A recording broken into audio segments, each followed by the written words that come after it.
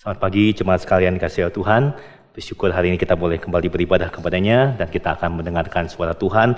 Tapi sebelumnya saya mengajak kita sama-sama kembali bersatu di dalam doa. Tuhan, kami kembali datang ke hadapan Tuhan di dalam segala kondisi kami tengah-tengah pandemi ini. Tuhan, kami tetap percaya bahwa Engkau adalah Allah yang baik. Engkau adalah Bapa di sorga yang memelihara akan kehidupan kami. Dan bila Tuhan saat ini kami boleh datang ke hadapan-Mu dengan sorak-sorai, memuji akan kebesaran-Mu, memuji, menyembah akan kasih-Mu Tuhan. Dan saat ini kami juga ingin bersama-sama membaca firman Tuhan dan mendengarkan suara-Mu. Kami mohon Tuhan kiranya Roh Kudus boleh memimpin hati kami, menguasai pikiran kami, supaya sungguh Tuhan apa yang kami dengar tidak berlalu dengan sia-sia, tetapi sungguh Tuhan firman Tuhan boleh tertanam dalam hati kami, boleh bertumbuh dan berbuah-buah dalam kehidupan kami. Terima kasih ya Bapa, berkatilah setiap kami, baik yang berbicara maupun yang mendengar, supaya Tuhan sendiri yang boleh bertahta. Di dalam nama Tuhan Yesus kami berdoa. Amin. Saat ini saya mengundang kita membaca bagian firman Tuhan dari kitab Matius pasalnya yang keempat. Matius pasal yang keempat ayat yang pertama sampai dengan ayat yang keempat. Kemudian kita akan masuk ke dalam sebuah tema doa Bapa kami dalam Matius pasal 6 ayat yang ke-13. Kalau sudah mendapatkan, maka saya akan bacakan bagi kita sekalian. Demikian firman Tuhan. Matius pasal 4 ayat yang pertama. Maka Yesus dibawa oleh Roh ke padang gurun untuk dicobai iblis.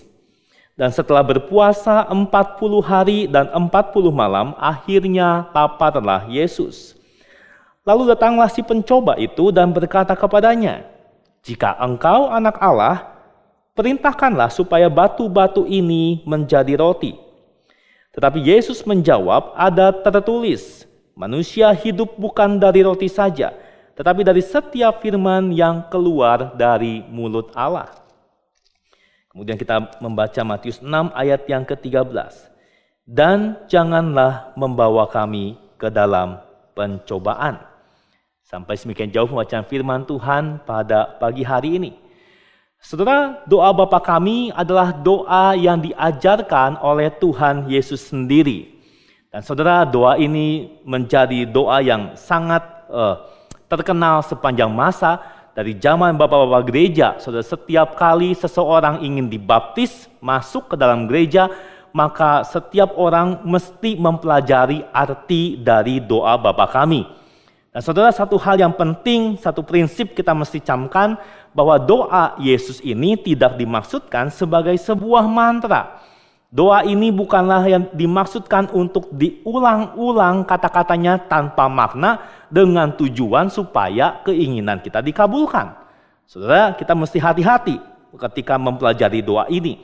Nah saudara, waktu kita membaca konteksnya, sebelum Tuhan Yesus ajarkan doa ini, saudara, Yesus sudah memperingatkan supaya kita jangan berdoa seperti orang yang tidak mengenal Allah.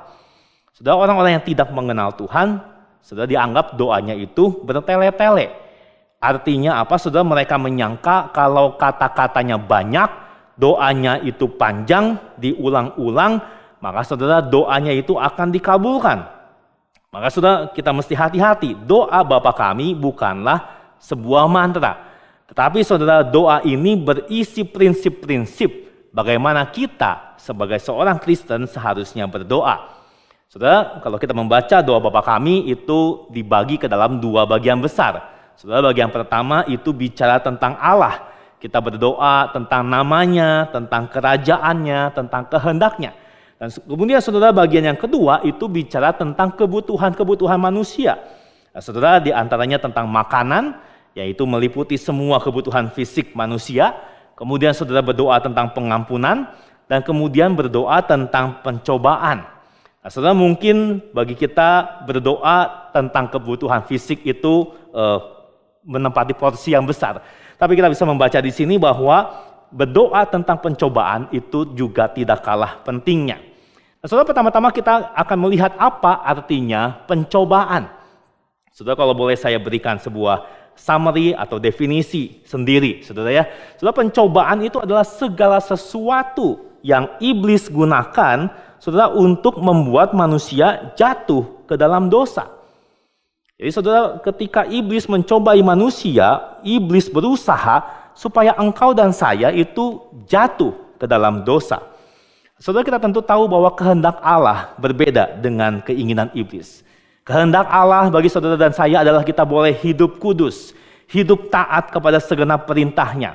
Tetapi iblis sudah punya rencana yang lain. Dia berusaha supaya manusia itu memberontak melawan Tuhan, manusia itu jatuh ke dalam dosa. Maka kita bisa melihat sejak penciptaan, saudara, ketika manusia Adam dan Hawa itu diciptakan Allah di dalam keadaan yang begitu sempurna, saudara, iblis berusaha untuk membujuk Adam dan Hawa supaya mereka tidak taat kepada Tuhan. Nah, saudara, kita tahu ceritanya, rayuan iblis itu berhasil. Dan sejak saat itu, maka seluruh umat manusia berada di bawah kuasa dosa dan di bawah genggaman iblis. Sampai kemudian akhirnya Kristus itu datang, Yesus itu menggenapi rencana penebusan, dan kemudian Yesus membebaskan manusia berdosa dari belenggu setan, maka saudara, orang-orang yang diselamatkan itu berpindah dari kerajaan gelap menuju kepada kerajaan terang. Tetapi saudara, meskipun sudah menjadi Kristen, saudara, engkau dan saya tahu, saudara, kita tidak lantas otomatis hidup kudus sempurna. Saudara, orang Kristen masih bisa dicobai dan masih bisa jatuh ke dalam dosa. Maka saudara, mungkin lalu pertanyaannya adalah, kalau demikian mengapa Tuhan Yesus tidak mencabut semua pencobaan, menghindarkan kita dari semua pencobaan? Nah, saudara, kita perlu melihat bagian Alkitab yang lain. Saudara, di dalam Yakobus pasal pertama, saudara, saya akan bacakan di dalam ayat yang kedua dan ayat yang ketiga. Saudara-saudara, anggaplah sebagai suatu kebahagiaan apabila kamu jatuh ke dalam berbagai-bagai pencobaan. Sebab kamu tahu bahwa ujian terhadap imanmu itu menghasilkan ketekunan. Maka saudara, kita bisa melihat di sini bahwa kata pencobaan di dalam Alkitab seringkali bahasa aslinya, saudara, diterjemahkan juga sebagai ujian. Maka saudara, ini seperti dua sisi dari koin yang sama. Sementara iblis itu berusaha menjatuhkan manusia lewat pencobaan, saudara, Tuhan mengizinkan itu menjadi ujian supaya kita semakin kuat di dalam iman. Maka kalau kita kemudian lanjutkan pembacaan Yakobus 1, saudara, dalam ayat ke-12 dikatakan demikian. Berbahagialah orang yang bertahan dalam pencobaan, sebab apabila ia sudah tahan uji, ia akan menerima mahkota kehidupan yang dijanjikan Allah kepada barang siapa yang mengasihi dia. Kemudian ayat 13 dilanjutkan, apabila seorang dicobai, janganlah dia berkata pencobaan ini datang dari Allah. Sebab Allah tidak dapat dicobai oleh yang jahat, dan ia sendiri tidak mencobai siapapun. Jadi jelas, saudara, prinsip Alkitab mengatakan pencobaan itu tidak datang dari Tuhan. Tuhan tidak pernah mencobai siapapun. Tetapi Tuhan izinkan pencobaan itu untuk kemudian menguji iman kita, menguji kesetiaan kita. Nah, saudara, setelah kita memahami beberapa prinsip dari bagian Alkitab ya tentang pencobaan, saudara, maka kemudian bagaimana kita bisa memaknai permintaan Yesus? Ya, doa yang Yesus ajarkan, jangan membawa kami ke dalam pencobaan. Saudara, apa artinya? Saudara, yang pertama, janganlah membawa kami ke dalam pencobaan. Itu saudara berasal dari sebuah kerinduan untuk mengejar hidup yang kudus. Sekali lagi saudara, di balik kalimat jangan membawa kami ke dalam pencobaan, ada sebuah keinginan kuat untuk mengejar hidup yang bebas dari dosa. Saudara, ketika engkau dan saya diperhadapkan dengan sebuah pencobaan, kita tahu bahwa ada kemungkinan kita bisa jatuh. Dan saudara, apa akibatnya waktu kita jatuh dalam dosa? Saudara, waktu engkau dan saya berdosa, maka kita akan kehilangan relasi yang indah dengan Tuhan. Hubungan kita dengan Tuhan itu menjadi rusak. Engkau dan saya kemudian akan mendukakan Roh Kudus. Kita akan kehilangan damai sejahtera. Kepuasan itu yang kita nikmati waktu berdosa ternyata hanya sementara. Dan kita tahu semua itu sia-sia. Saudara, inilah akibat yang dialami ketika seseorang jatuh ke dalam dosa. Maka tidak heran kalau kita membaca saudara Mazmur pasal 32. Pemazmur yaitu Daud. Waktu dia berada di dalam dosa, berbuat dosa, dia mengatakan kalimat seperti ini. Selama aku berdiam diri, tulang-tulangku menjadi lesu. Sebab siang malam tangan-Mu Tuhan menekan aku dengan berat. Sumsumku serasa menjadi kering, seperti oleh teriknya panas. Saudara, sadarkah kita apa yang hilang waktu engkau dan saya jatuh dalam dosa? So, memang kita tidak lagi kehilangan keselamatan. Karena sekali kita percaya kepada Kristus, Tuhan menjamin keselamatan kita. Tetapi saudara, semua berkat rohani itu seakan sirna. Kebahagiaan batin itu lenyap waktu engkau dan saya jatuh dalam dosa.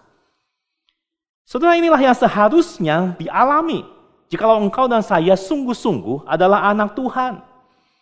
Waktu kita hidup di dalam dosa, waktu kita tidak mengenal Tuhan, kita tidak suka dengan hukum-hukum Tuhan. Kita memberontak kepada Allah. Kita mencintai apa yang Tuhan tidak suka. Kita mengasihi dosa dan kita mengasihi hawa nafsu. Kita hidup di dalamnya. Tetapi saudara, sejak kita menerima Kristus sebagai juru selamat, seharusnya ada perubahan yang terjadi. Karena Yesus mengatakan, saudara, firman Allah mengatakan kita diberikan hati yang baru. Kita menjadi manusia yang baru. Artinya apa? Kita belajar mulai mengasihi Allah. Kita belajar mengasihi firman Tuhan. Kita ingin hidup seturut dengan kehendak Allah dalam firman-Nya. Kita mulai belajar membenci dosa.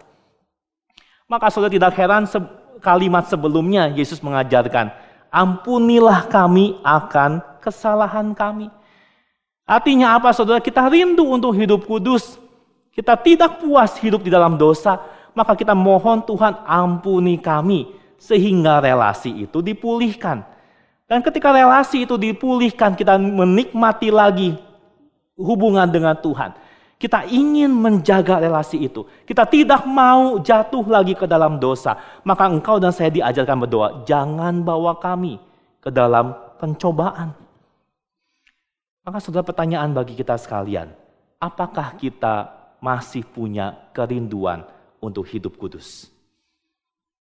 Soal jikalau engkau dan saya saat ini ternyata hidup di dalam dosa, atau ketika kita berdosa sudah tidak ada lagi rasanya apa-apa, saudara, mari minta Tuhan gelisahkan hati kita. Mari kita mohon Tuhan memimpin kita sehingga kita boleh mengakui dosa. Kita balik lagi kepada permintaan sebelumnya, ampuni kami Tuhan. Dan kita berdoa, jangan bawa kami ke dalam pencobaan. Setelah itu yang pertama, adanya kerinduan untuk mengejar hidup kudus. Yang kedua saudara, apa artinya jangan bawa kami ke dalam pencobaan?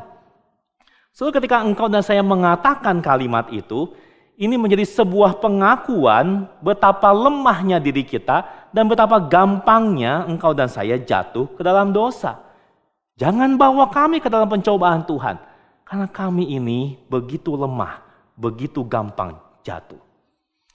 Saudara, kalau kita baca lagi tadi Yakobus pasal 1, lanjutkan ke ayat 14, dikatakan saudara, Allah itu tidak pernah mencobai manusia, tetapi tiap-tiap orang dicobai oleh keinginannya sendiri. Dan saudara, bukankah iblis itu sudah siap memanfaatkan keinginan-keinginan itu untuk menjatuhkan orang-orang Kristen?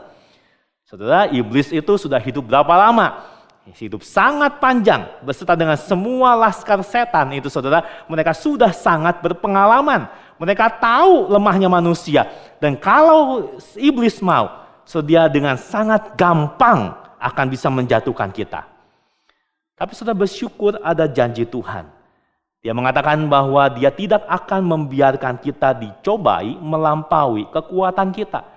Jadi saudara, kekuatan kita seberapa, Tuhan akan kirim, izinkan pencobaan tidak melampaui kekuatan kita. Artinya apa saudara? Kita mesti sadar betapa rapuhnya dan gampangnya kita ini jatuh. Saudara ingat bukan kisah Petrus? beserta dengan murid-murid yang lain. Saudara, Petrus suatu kali pernah berkata seperti ini, biarpun mereka semua tergoncang imannya karena engkau, aku sekali-kali tidak. Luar biasa, saudara. Betapa pedenya Petrus.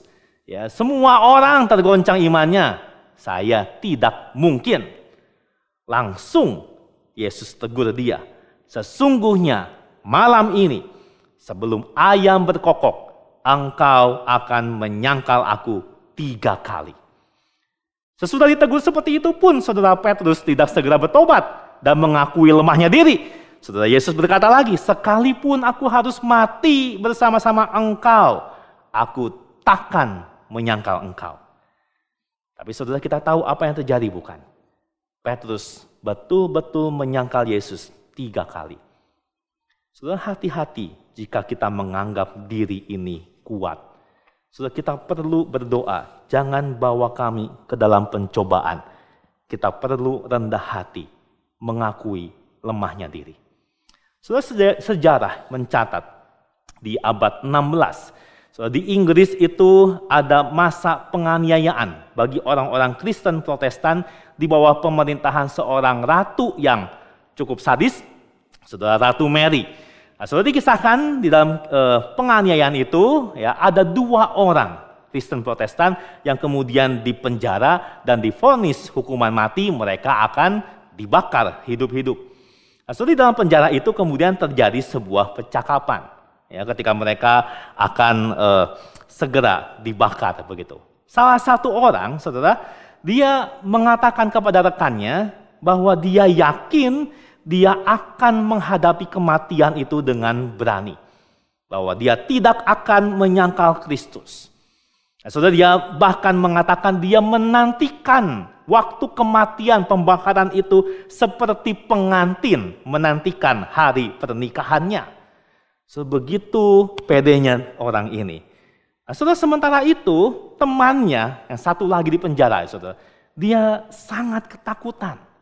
So, membayangkan nyala api siksaan itu. Meskipun dalam hati dia tidak mau sangkal Kristus. So, dia berkata begitu sensitif dirinya akan rasa sakit. Dan dia sangat takut membayangkan dirinya dibakar. Pucat langsung mukanya, saudara. Dan saudara, dia sangat takut bahwa rasa sakit itu akan membuat dia menyangkal kebenaran. Maka saudara, rekannya, temannya yang ketakutan ini meminta kepada teman yang berani ini, tolong doakan saya. Sambil dia menangis, meratapi kelemahannya, dan dia memohon kekuatan daripada Tuhan.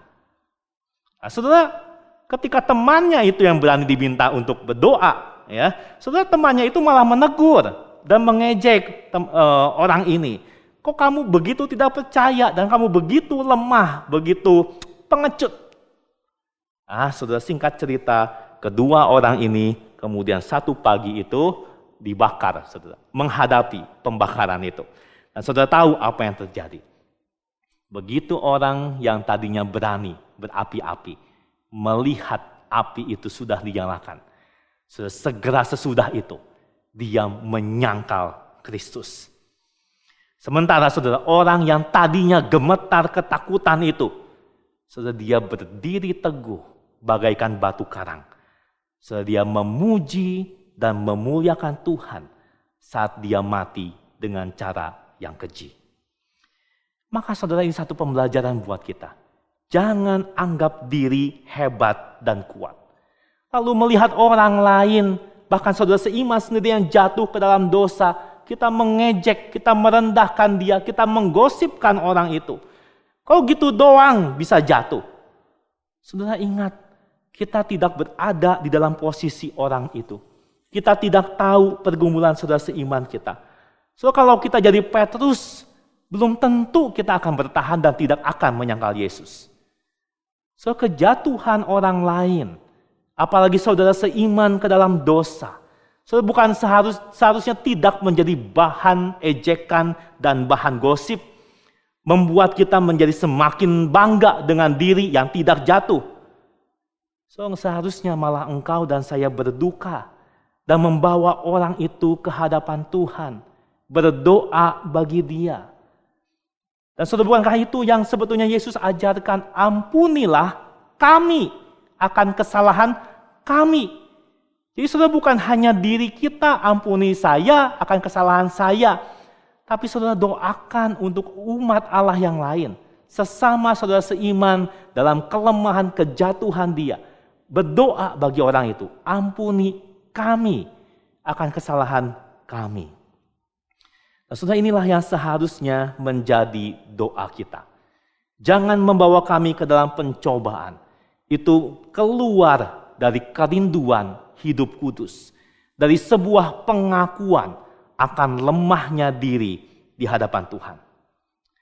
Tetapi saudara, jika kemudian Tuhan mengizinkan kita mengalami pencobaan, saudara, maka bagaimana kita menghadapi pencobaan itu? Maka saudara, mari kita kembali memandang kepada Tuhan Yesus. Karena Yesus sendiri pernah dicobai. Yesus tahu apa rasanya dicobai. Dan dia pernah menang atas pencobaan. Nah, saudara, dalam hal ini kita mesti ingat sebuah doktrin yang penting. Bahwa Tuhan Yesus yaitu Allah 100%. Tetapi Yesus juga adalah manusia 100%. Maka saudara, waktu Yesus mengajarkan doa ini, saudara, Yesus itu sendiri mendoakan hal itu. Yesus bukan cuma mengajarkan jangan bawa kami ke dalam pencobaan. Yesus sendiri mengatakan kalimat itu dengan ketulusan. Kenapa saudara? Karena dia sendiri pernah dicobai di dalam kemanusiaannya. Ingat saudara, Allah tidak mungkin dan tidak pernah dicobai oleh yang jahat. Sehingga yang dicobai itu bukannya kealahan Yesus. Yang dicobai adalah kemanusiaannya. Sehingga kita bisa percaya Yesus mengalami betapa lemahnya, rapuhnya manusia. Jadi saudara, waktu kita membaca kisah Yesus dicobai, saudara ya, jangan membayangkan bahwa Tuhan Yesus itu sama sekali tidak bergeming. Waktu dia diiming-imingi, ubahlah batu menjadi roti. Saudara, Yesus dalam keadaan yang sangat lapar. Kita tahu Yesus berpuasa 40 hari, 40 malam. Maka dia pasti sangat lapar, tawaran iblis sangat menarik, dan saudara, dia bergumul dengan hal itu. Tetapi akhirnya Yesus menang atas pencobaan. Nah, saudara, bagaimana caranya Yesus bisa menang? Saya ingin men-sharingkan dua hal. Yang pertama, saudara, Yesus menang dengan mengandalkan firman Tuhan. Setiap kali dicobai, saudara, kita tahu Yesus mengatakan ada tertulis. Ada tertulis. Artinya dia tahu dengan jelas firman Tuhan yang tertulis. Manusia hidup bukan dari roti saja, tetapi dari setiap firman yang keluar dari mulut Allah. Saudara, lagi-lagi jangan kita kemudian membayangkan, oh tentu Yesus kan Tuhan. Dia tahu semua firman. Betul, Yesus adalah Allah, tapi Yesus juga adalah manusia. Sehingga kita percaya bahwa Yesus mempelajari Taurat itu sejak kecil. Yesus merenungkan firman itu siang dan malam sebagai manusia.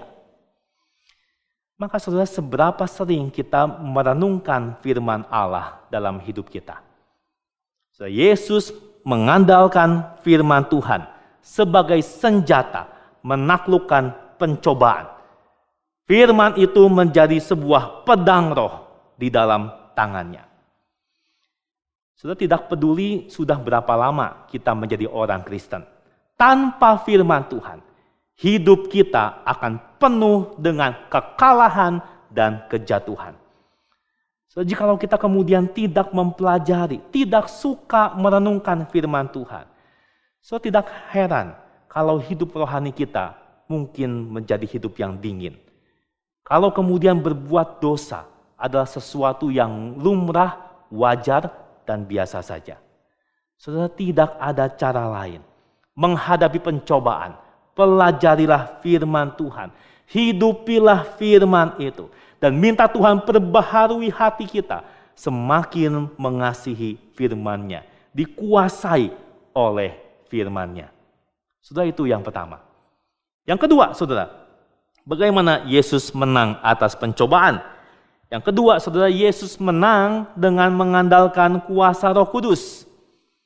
Kalau kita membaca di sini, Roh Kuduslah yang memimpin Yesus ke padang gurun. Dan selama masa pencobaan itu, saudara, Roh Kudus hadir di sana menyertai Yesus sendiri.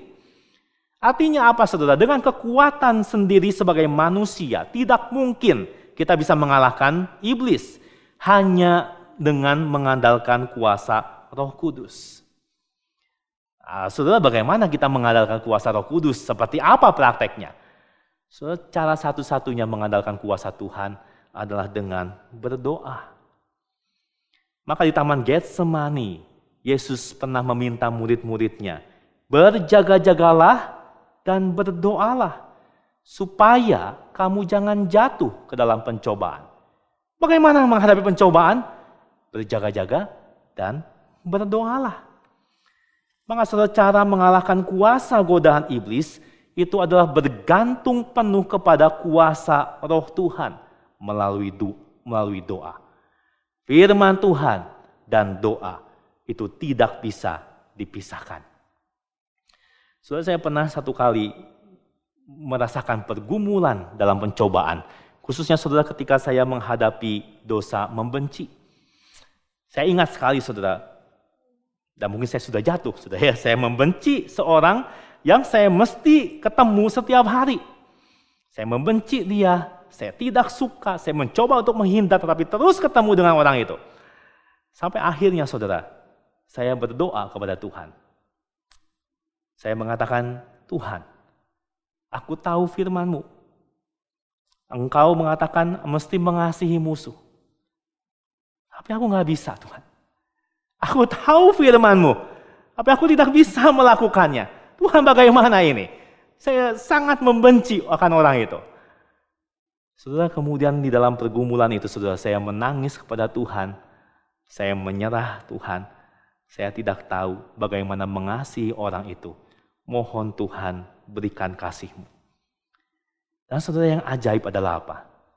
Beberapa saat kemudian, tiba-tiba hati saya dipenuhi dengan damai sejahtera.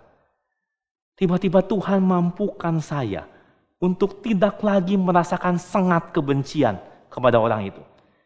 Dan saya mulai bisa belajar untuk mengasihi orang itu. Ketika saya mengalami itu, saudara, maka saya tahu bukan saya yang baik. Saya ini orang jahat. Tapi Tuhan memberikan kekuatan, kuasa untuk belajar mengasihi orang itu. Maka saudara, inilah firman Tuhan dan doa. Pertanyaannya, saudara, apakah kita menghidupi hal itu? Mempelajari firman Tuhan dan bergantung kepada kuasa Tuhan. Inilah kehidupan rohani seorang Kristen. Saudara, bagaimana, seperti apakah hidup yang berjalan bersama dengan Tuhan? Saudara, hidup seperti ini adalah hidup yang ditandai oleh kerinduan untuk hidup kudus, hidup bebas dari dosa, hidup yang menikmati Tuhan dan memuliakannya. Berjalan bersama dengan Tuhan berarti, saudara, kita menyadari dan mengakui kelemahan diri kita ini mudah jatuh ke dalam pencobaan. Tetapi ketika cobaan itu diizinkan datang, so mari kita belajar datang kepada Yesus. Kita mengandalkan firman-Nya. Kita berdoa memohon pertolongannya. Saudara, apakah kita rindu hidup seperti ini? Hidup berkemenangan atas dosa. Ataukah kondisi yang kita alami saat ini justru sebaliknya? Jangan-jangan, saudara, hidup rohani kita mulai suam-suam kuku. Kita menjalani berbagai kegiatan gereja, tapi kita tidak lagi mengalami keindahan hidup bersama dengan Tuhan. Jangan-jangan, saudara, ketertarikan kita dengan firman Tuhan itu begitu minim. Jangan-jangan kehidupan doa kita itu begitu lemah. Jangan-jangan, saudara, jatuh ke dalam dosa itu adalah hal yang biasa. Jangan-jangan, saudara, kita malah berbangga diri dengan dosa itu. Karena kita tidak seburuk orang Kristen yang lain yang melakukan dosa yang lebih besar. Saudara, kalau kita di dalam kondisi seperti itu, mari saat ini kita datang memohon belas kasihan Tuhan. Dan mari kita berdoa, jangan membawa kami ke dalam pencobaan. Mari sama-sama kita datang kepada Tuhan. Tuhan, kami kembali bersyukur akan firman Tuhan yang boleh mengajar kami pada pagi hari ini. Tuhan, Engkau yang tahu akan kondisi setiap diri kami masing-masing. Ketika kami ingin berjalan bersama dengan Tuhan, Tuhan, Engkau yang tahu sedalam-dalamnya jiwa kami, apakah kami betul-betul ingin hidup kudus? Apakah kami betul-betul menikmati relasi yang indah dengan Engkau? Apakah kami menyadari betapa lemahnya diri ini dan merendahkan diri kami di hadapan Tuhan? Tuhan, ampunilah jikalau keindahan relasi dengan Tuhan itu menjadi sejarah, menjadi masa lalu dalam hidup kami. Kami pernah mengecapnya, kami pernah bersuka cita akan hal itu. Tapi Tuhan, mungkin hari ini Tuhan kami kehilangan semua itu. Tuhan, tolong kami. Kami memohon akan belas kasihan-Mu Tuhan. Kiranya Tuhan gelisahkan kami kalau kami hidup dalam dosa. Bawa kami Tuhan untuk mencicipi lagi keindahan hidup bersama dengan Engkau. Tolong kami Tuhan untuk kembali mencintai firman Tuhan. Bawa kami Tuhan untuk boleh bergantung kembali kepada Engkau, kuasa Roh Kudus. Tolong Tuhan, supaya sungguh Tuhan, tema berjalan bersama dengan Tuhan tidak hanya menjadi impian, tapi sungguh-sungguh kami hidupi sepanjang tahun ini. Terima kasih ya Bapa. Dalam nama Tuhan Yesus Kristus kami berdoa. Amin.